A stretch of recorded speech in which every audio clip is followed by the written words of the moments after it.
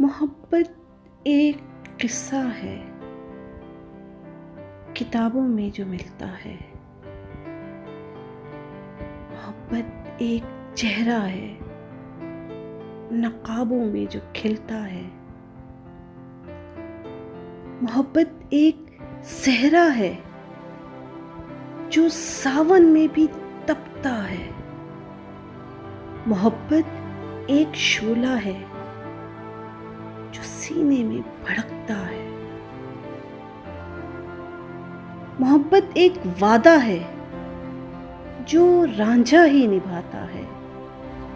मोहब्बत लफ्ज़ सादा है, मगर जीना सिखाता है। मोहब्बत एक दरिया है, जो सहराओं में बहता है। मोहब्बत एक साया है, हमेशा साथ रहता है।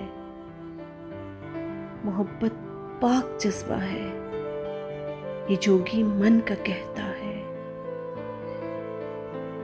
मोहब्बत दर्द सच्चा है, कहाँ हर कोई सहता है।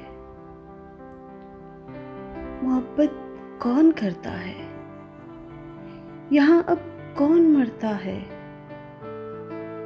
मोहब्बत लफ्ज़ की तौहीन करते जा बजा देखे।